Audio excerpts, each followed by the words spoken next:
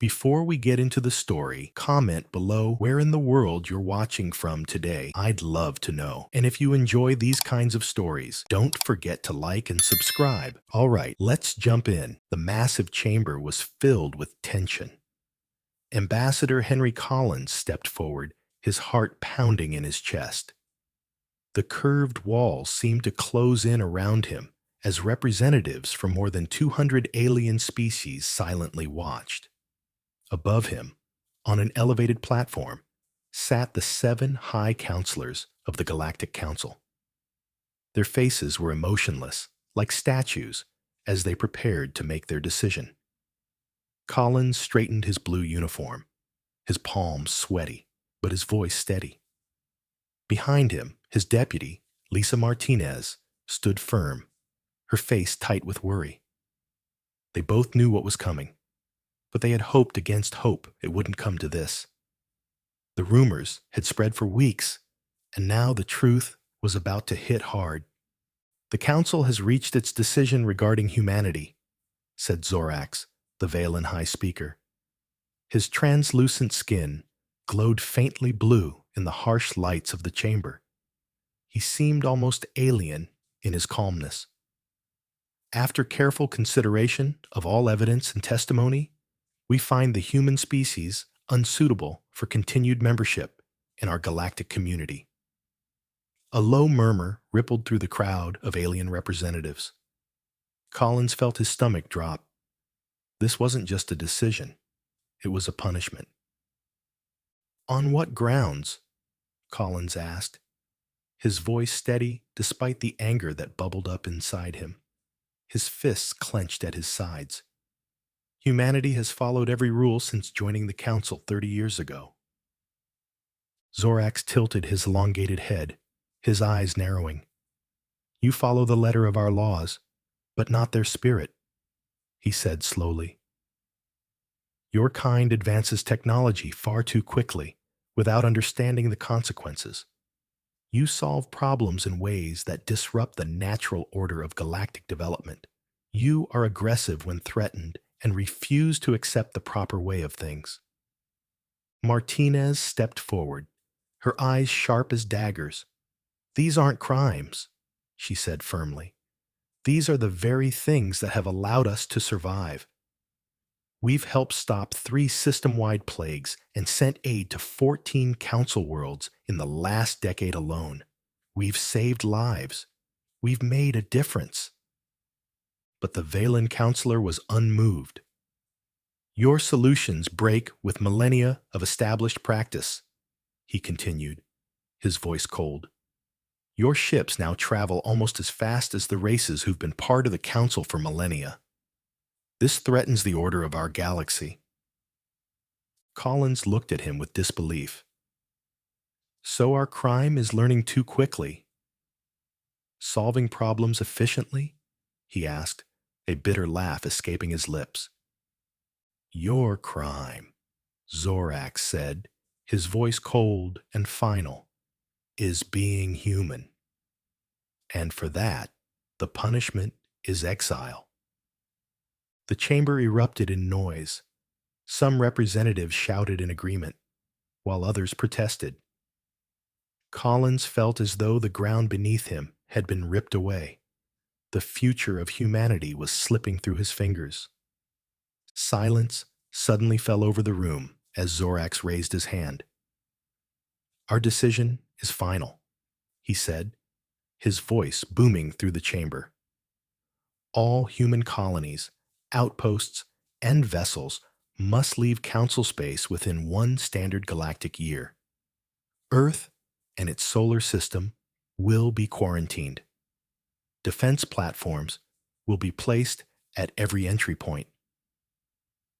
Collins could barely breathe. Millions of people would be displaced. Whole colonies, entire populations ripped from their homes. The Valen didn't care. They didn't understand. He turned to face Martinez, his mind racing. "We can't just let this happen," Collins said, his voice low, but filled with the fire of defiance. "Get me a secure line to Earth.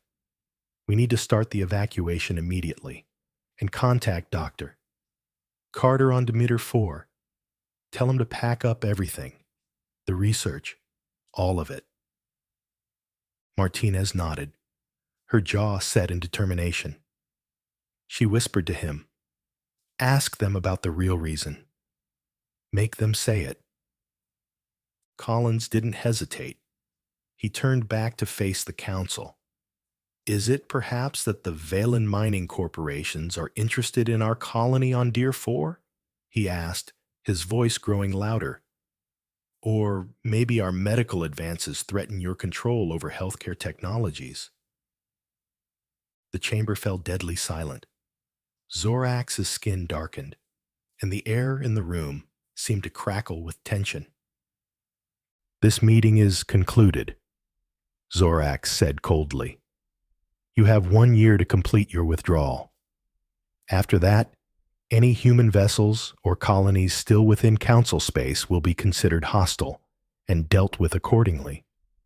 As they left the chamber, Collins felt a cold shiver run down his spine.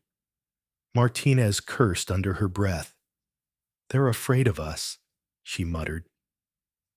Collins nodded, his mind already whirring with plans. "They think they're punishing us," he said quietly, "but they've just set us free." Martinez looked at him, concern flashing in her eyes. "Free to do what, Henry?" she asked, her voice laced with uncertainty. Collins turned from the window of the shuttle, his mind already racing with possibilities. "Free to build something better than they ever imagined," he said, his voice steady but filled with a quiet resolve. "They think they've broken us, but they've given us the freedom to do what we want. They've shown us that we don't have to follow their rules, and now we can create our own future." As the shuttle sped through the vastness of space, leaving Nexus Prime behind them, Collins couldn't help but feel the weight of the decision that lay ahead.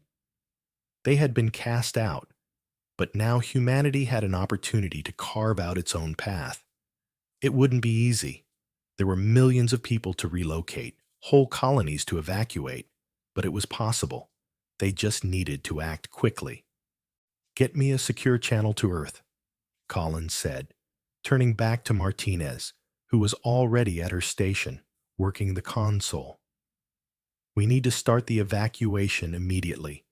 Tell them to prepare for the Great Exodus. And I want all council members in our colonies contacted. Let's make sure they understand that we're not leaving quietly. We're leaving on our terms." "Understood," Martinez replied, her fingers flying over the console. The weight of the task ahead hung heavily in the air. Collins knew that evacuating humanity wasn't going to be as simple as packing up and moving to a new planet. The Galactic Council would be watching their every move, waiting for a reason to strike. But Collins had seen how quickly humanity could adapt and overcome impossible odds. This time, they weren't just running away. They were preparing to fight back. "Captain Beck," Collins said, turning to the comms officer who had been silently listening, "I need you to coordinate with the Pathfinder fleet. We'll need every ship available for this operation. It's time to make our move." "Yes, Ambassador," Beck replied, her voice calm yet strained. She knew the enormity of the task ahead. The Great Exodus wasn't just an evacuation. It was a mission to ensure humanity's survival, a mission that would define their future. As the shuttle broke free from the atmosphere of Nexus Prime, Collins looked out at the stars ahead. He had always believed that humanity could thrive in the universe. Now, they were being given the chance to prove it. But he also knew that they couldn't do it alone. They needed allies. And the Council's decision had already begun to drive them into the arms of others who shared their struggle.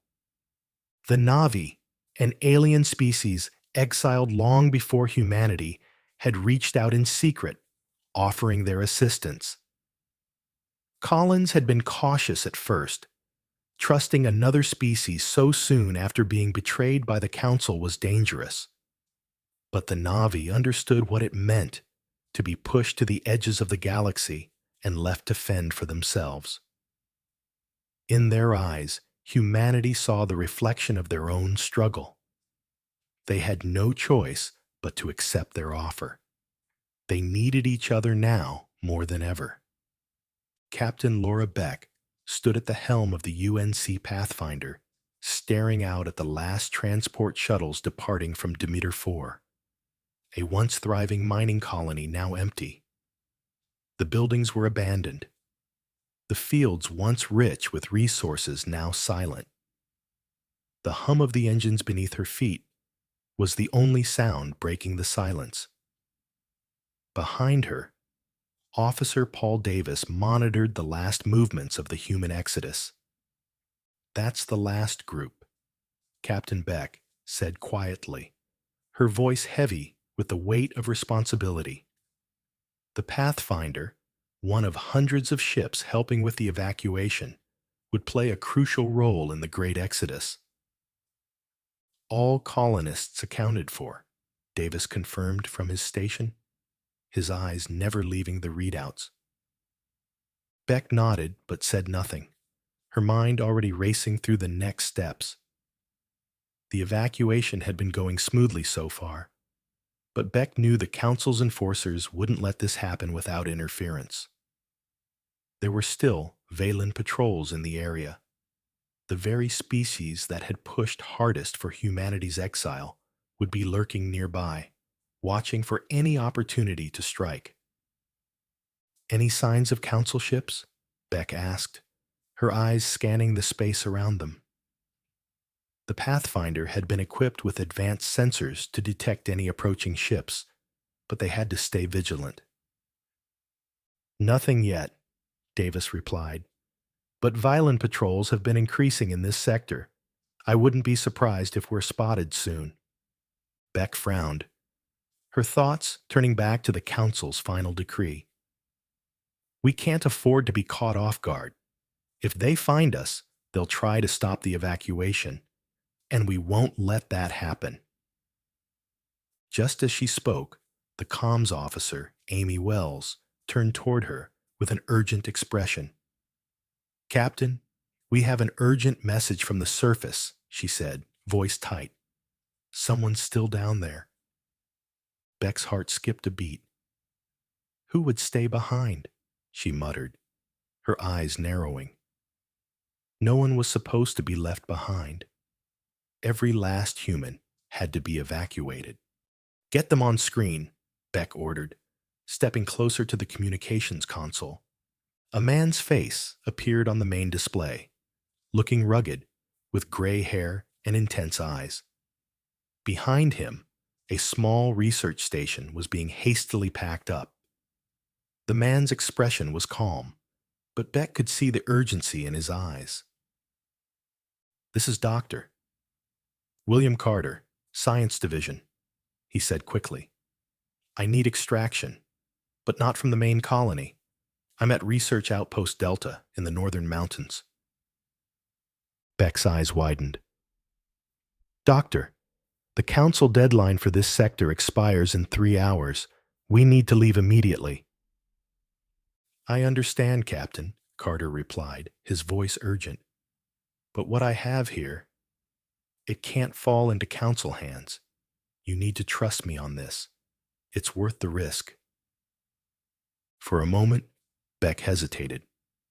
Leaving someone behind was never an option, not unless they had no choice.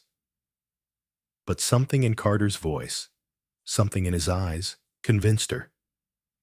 He wasn't asking for rescue out of desperation. There was something more important at stake. "Send us your coordinates," Beck said, making her decision. "We'll dispatch a shuttle. You have 30 minutes to be ready." As the shuttle raced toward the research outpost, Beck stood at the front of the bridge, her mind racing. The Council's deadline was quickly approaching, and the last thing they needed was a delay. Still, if Dr. Carter's research was truly as valuable as he claimed, it could be humanity's ticket to fighting back against the Council. They couldn't afford to leave it behind. "Where are we?" Beck asked, her voice filled with a mixture of awe and exhaustion. The navigation officer, Ben Morris, scanned the readings, his fingers quickly typing into his console. "Unknown space, Captain. No sign of the Valen ships. We've made it into uncharted territory." Beck took a deep breath, her shoulders sagging with relief. "Good. Let's keep it that way." Dr. Carter, who had remained silent during the jump, finally spoke, his voice still heavy with urgency. "We can't stay here for long, Captain. I've already mapped out a new course. We need to head to a safer location to offload this research. There's a system nearby, uncharted but potentially habitable. It might be our best shot at hiding from the Council." Beck nodded, her mind already on the next move. They had escaped, for now. But the war for humanity's future was far from over. The Council would come after them, but humanity wasn't going to be the helpless refugee anymore. They would stand their ground, and they would strike back. Hours later, as the shuttle approached the new system, the crew felt a mix of relief and uncertainty. The unknown planet ahead of them seemed like a lifeline, a chance to finally settle down and rebuild. But there was no guarantee it would be safe, no guarantee that they would find peace. "Set the shuttle down gently, Greg," Beck instructed. "Let's make sure we can move quickly if we need to." Nelson nodded and began guiding the shuttle toward the planet's surface. The whole crew was on edge, preparing for whatever might come next. As the shuttle descended into the atmosphere of the new world, Beck stared out the window once more. The vast, empty stretches of space seemed to stretch on forever, but she didn't feel small anymore. Humanity had been exiled. They had been pushed to the edges of the galaxy, but now they were going to make their mark. They were going to build something better. "We'll make them see," Beck whispered to herself, her gaze fixed on the horizon below. As the shuttle touched down, the rest of the crew began preparing for the next phase. The fight for humanity's future was far from over. But now, they had the power to decide their own fate. And this time, they weren't going to ask for permission. The great exodus was over. Humanity had survived. And now, it was time to rebuild. With new allies, new technology, and a renewed sense of purpose, humanity was ready to strike back. They would face whatever challenges lay ahead, together. The Council's exile had only made them stronger, and one day they would return, not as exiles, but as conquerors. The stars stretched out before them, a new beginning, and humanity would rise again.